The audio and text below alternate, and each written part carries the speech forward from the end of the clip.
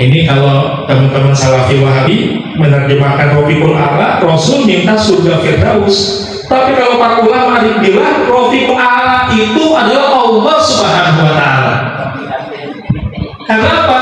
Sebelumnya Rasul sudah mengatakan bersama dengan para nabi, para sidikin, para syuhada, para sholihin. Nah, yang 4 golongan ini dengan surga mana yang lebih mulia?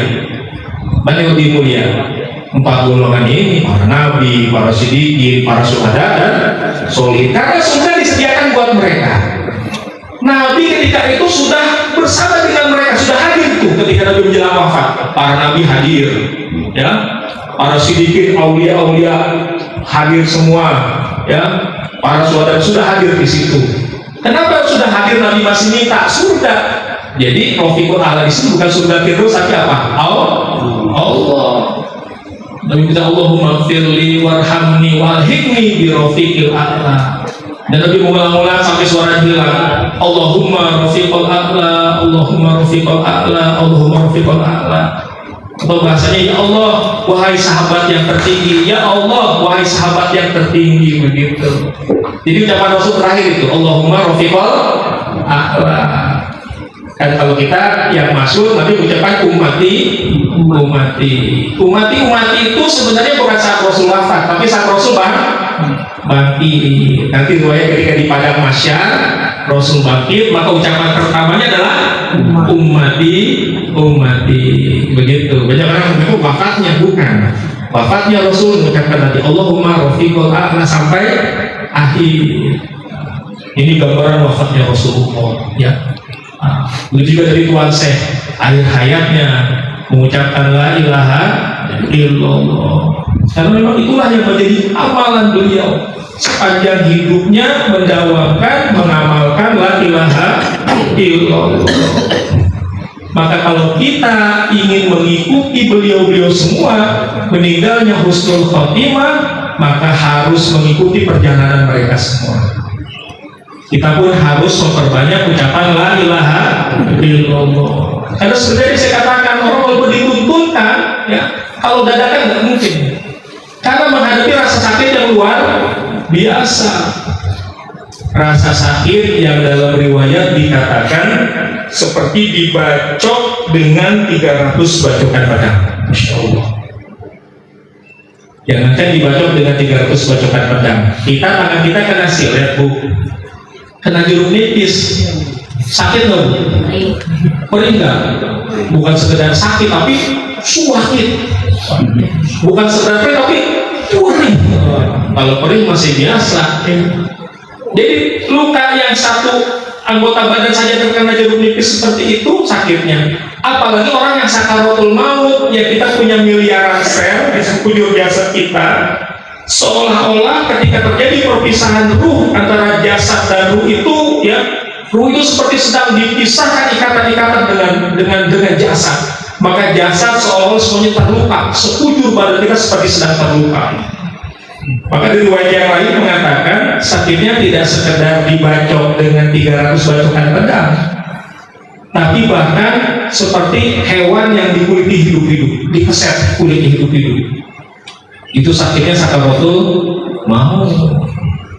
Maka dengan ditanggung oleh Rasulullah seperti tadi, udah lebih ringan nih kaum muslimin. Makanya sekarang banyak nggak kita lihat orang yang meninggal keadaannya tersenyum? Kenapa? Itu sudah sebagian sudah ditanggung oleh Rasulullah. Walaupun tetap rasanya sakit, tapi karena sudah ditanggung, diringankan oleh Rasulullah, maka sekarang banyak orang-orang soleh ketika meninggal dalam keadaan tersenyum. Dan memang yang kedua, selain sudah ditanggung rasa sakitnya, beliau-beliau itu kolbunya sudah tentram bersama Allah di akhir hayatnya itu. Karena kolbunya senantiasa berzikir kepada Allah. Nah, untuk mencapai ke sana harus latihan. Ketika dalam keadaan sehat, berbanyak zikir, ya. Maka kalau kita terus mengulang-ulang, diulang-ulang, nanti lama-lama akan, ya, menyatu dengan diri kita. Ini namanya the power of repetition, kekuatan pengulangan, ya. Diulang-ulang terus akan menjadi nyangkut dengan ingatan kita. Nah, untuk membuktikannya, saya mau buat simulasi nih. Mohon dijawab dengan spontan ya. Saya mengucapkan sebuah kata, kalimat, mohon dijawab dengan spontan. Apapun makanannya, minumnya teh botol sosro. Oh, teh botol sosro kan? Gak ada jawaban yang lain kan? Benar kan? Iya. Apapun makanannya, minumnya teh botol sosro. Kenapa jawaban begitu? Gak ada jawaban yang lain. Tadi pengaruh iklan yang diulang-ulang. Ibu sengaja menghafal nggak? Enggak. Lagi nonton sinetron ada selingan. Apapun makanannya, minumnya teh botol sosro. Lagi nonton bola pas istirahat ada selingannya. Apapun makanannya, minumnya teh botol sosro. Lagi baca koran, baca majalah, di pojokan ada iklan. Apapun makanannya, minumnya teh botol sosro. Diulang-ulang, akhirnya nyangkut dengan kita. Nyangkut. Padahal disengaja nggak? Enggak, apalagi yang mengulang-ulang dengan sengaja. Minimal 1 hari 5 kali. Setiap sholat fardu 5 waktu itu pun bacanya nggak sekali, minimal 165 kali. Bayangkan, diulang-ulang ya, dengan zikir yang bermetode, yang punya sanad silsilah sampai ke Rasulullah Shallallahu Alaihi Wasallam. Maka insya Allah orang mau juara tadi tinju, latihannya tinju, pasti nanti juara tinju. Maka orang yang husnul khotimah dengan la ilaha illallah, maka amalannya harus la ilaha illallah. Bersyukurlah kita, bimbingkan guru kita. Apalagi kalimatnya tidak kita ambil dari sembarang orang. Walaupun mungkin kita sejak kecil sudah mengenal kalimat ini, ya, oleh orang tua kita sudah diajarkan.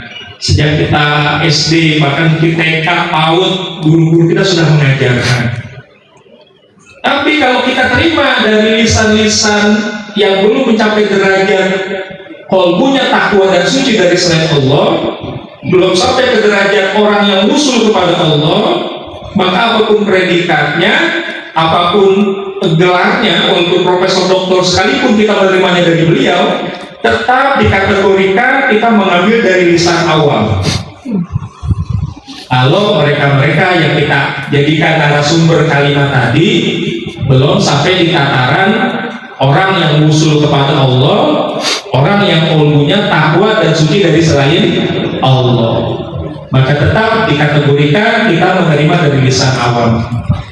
Tapi kalau kita mengambil dari qalbu yang takwa dan suci dari selain Allah, seperti dalam keterangan Miftahus Sudur, ya, bisyarti azziha min qalbin taqiyin naqiyin mimma siwallah.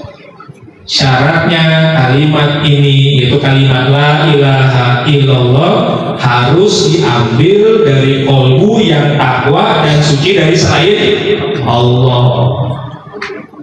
Maka kalau kita mengambil dari qalbu yang takwa dan suci dari selain Allah, maka kalimat tadi tidak hanya sekedar menjadi ingatan, tidak hanya sekedar menjadi hafalan, tidak hanya sekedar menjadi pengetahuan, tapi bahkan menyatu dengan qalbu kita, menyatu dengan ruh kita. Bukan cuma menempel. Kalau menempel masih bisa pisah nggak? Bisa. Tapi kalau menyatu, ya, seperti apa gambaran menyatunya? Seperti menyatunya gula dengan manisnya, seperti menyatunya cabai dengan pedasnya, seperti menyatunya garam dengan asinnya. Bisa dipisahin nggak Bapak Ibu garam dengan asin?